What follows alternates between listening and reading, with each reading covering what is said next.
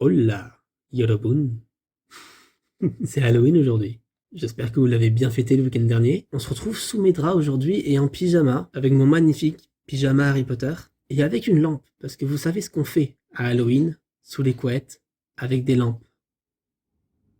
Oui, on se raconte des histoires qui font peur. Alors pour rester dans le thème de ma chaîne, je vous ai dégoté 7 histoires, légendes et faits divers de Corée pour Halloween. Alors pour les plus flippettes d'entre vous, ne vous inquiétez pas, tout ira bien, rien ne fera très peur. Mes histoires sont relativement bon enfant. Alors trêve de blabla, et je vous propose de commencer. If you don't come play with me, then we will kill you. Le fantôme de l'eau. Moon Kushin. Il apparaît près d'un point d'eau, comme un lac ou une rivière, généralement suite à une mort accidentelle par noyade. Il attire les vivants vers lui en prétendant être en train de se noyer, et si tu es assez brave pour aller l'aider, à peine ton pied sera en contact avec l'eau que tu sentiras comme une force te tirer vers le fond. Oui, tu seras tombé dans son piège. Le fantôme de l'eau ne cherche qu'à tuer par ennui, à la recherche d'une compagnie pour errer avec lui pour toujours. Ou parfois par vengeance. Alors, la prochaine fois, tu y penseras à 2 fois avant d'explorer les rivières coréennes.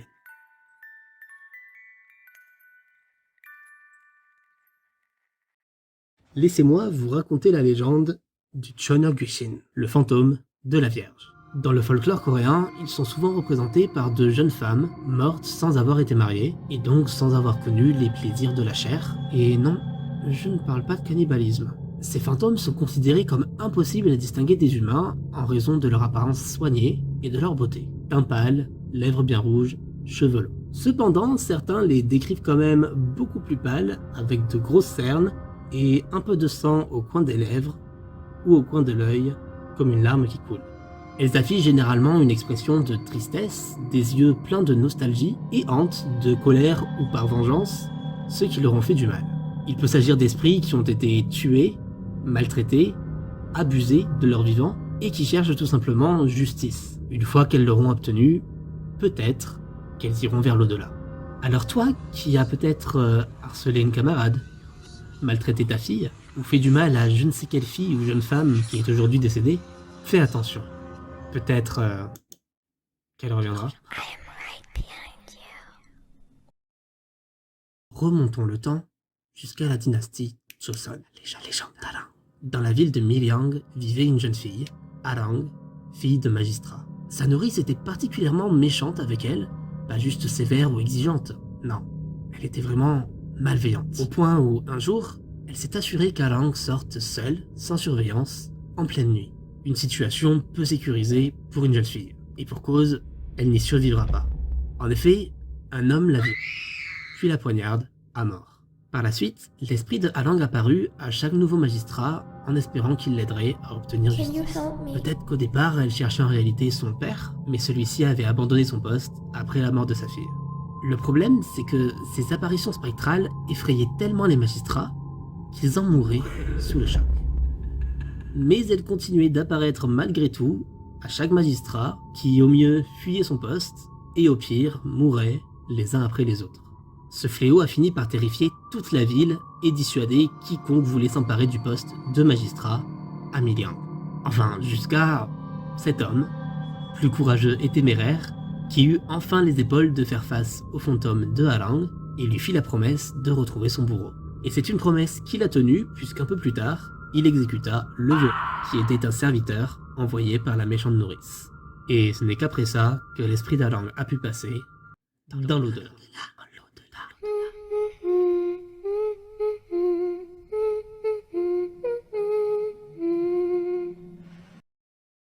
Ah, la mort. Celle qui a offert ses reliques aux 3 frères. Celle qui s'est invitée au couronnement du roi Charles. Celle qu'on essaye de draguer dans les Sims. Ou pour le commun des mortels, celle qui accompagne les morts vers l'au-delà. En Corée, on l'appelle Joseon Saja. Et c'est un homme traditionnellement habillé en hanbok avec un chapeau noir, mais dans les temps modernes, on le voit plutôt avec un long manteau noir. Mais si vous le voyez dans vos rêves, bah ça taille quoi. Voilà. Il était une fois une jeune femme qui rentrait seule chez elle tard le soir. Arrivée devant son bâtiment, elle entre dans l'ascenseur et se retrouve avec un inconnu. Une situation censée être tout à fait banale et anodine, mais vous avez déjà compris l'angoisse de cette situation. On a beau être en Corée, un pays totalement sécurisé, vous ne serez jamais à l'abri d'un détraqué. Nulle part. En appuyant sur le bouton de son étage, le 14e, elle s'aperçoit que l'homme avait déjà appelé l'étage du dessous. Donc a priori, il descendrait de l'ascenseur avant elle, ce qui était déjà plus rassurant. Ils échangent quelques mots par courtoisie et pour détendre l'atmosphère, et arrivé au 13e, alors qu'il lui dit au revoir, l'homme lui répond « À plus tard, à l'étage du dessus ». Et c'est là qu'elle s'aperçoit que l'homme tenait un couteau dans sa main. On apprend le lendemain qu'elle a été retrouvée morte.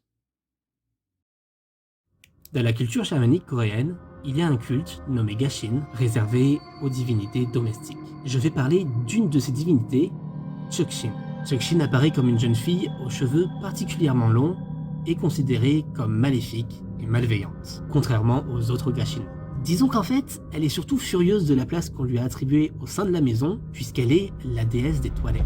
Les Coréens la craignent plus qu'ils ne l'adorent, et ils vont même jusqu'à tousser ou se racler à gorge avant d'entrer dans les toilettes pour annoncer leur présence à la déesse et être sûr de ne pas la déranger. Il faut imaginer qu'à l'époque, les toilettes étaient plutôt des sortes de latrines qui étaient en dehors de la maison. C'était un endroit plus isolé, plus sombre, mais aussi plus effrayant. On s'assurait de faire les rituels en temps et en heure, non pas pour s'attirer du positif, mais pour éviter de provoquer la colère de la déesse. On faisait même une offrande supplémentaire si un enfant avait le malheur de faire tomber une chaussure ou de tomber tout court dans les latrines. Parce que Cheokshin déteste les enfants. Si elle ne les tuait pas de colère, elle pouvait tout de même les attraper avec sa longue chevelure, qui rien qu'à son contact de la peau, pouvait transmettre des maladies mortelles. Et aucun chaman ne pouvait y remédier.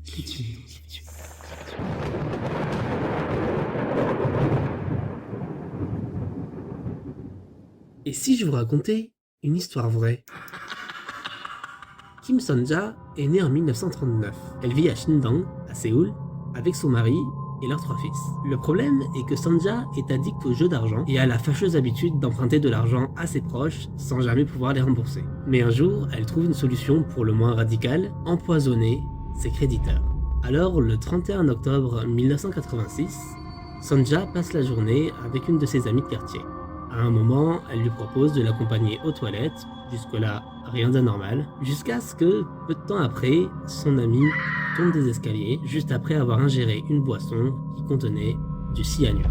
Sonja lui vole son collier et sa bague, puis s'en sort comme si de rien n'était. À partir de là, le cyanure devient son seul mode opératoire. Le 4 avril 1987, elle prend le bus avec un de ses créditeurs, qui lui avait prêté 7 millions de won. Elle lui fait boire la boisson, la femme s'effondre dans le bus et meurt. Le 10 février 1988, elle va dans un coffee shop avec une autre de ses créditeuses, à qui elle avait emprunté 1,2 million de won. Elle empoisonne son yulmucha. J'adore le yulmucha, je suis une mamie. Mais cette fois-ci, la femme tombe seulement malade. Sonja tente de lui faire boire davantage de boissons, mais elle refuse et préfère rentrer chez elle. Sonja va donc lâcher l'affaire et rembourser son prêt pour éviter d'éveiller les soupçons. Ce sera sa seule victime qui lui survivra, puisqu'un mois plus tard, elle décide d'empoisonner son père, qui décède lui aussi dans un bus. Puis un mois après, c'est sa sœur aînée qu'elle tue dans un arrêt de bus. Toujours avec du cyanure, elle lui volera également son sac à main et ses bijoux, en plus des 10 millions de won qu'elle lui avait empruntés. Et enfin, sa dernière victime, le dernier cocktail mortel qu'elle aura servi, c'était en août 1988, et toujours au sein de sa famille, puisqu'elle le réservait à son cousin. Elle est allée à sa rencontre dans un café pour lui demander 484 millions de won, soi-disant pour payer la caution d'une nouvelle maison qu'elle souhaitait s'acheter. Voilà une famille bien généreuse. Et ce n'est que le 2 septembre 1988, soit 2 ans après son premier meurtre, que Sonja se fait arrêter. L'autopsie de ses victimes avait révélé des traces d'acide dans leur système, les bijoux et objets volés avaient été retrouvés chez elle, ainsi que ses flacons de cyanure cachés dans ses journaux.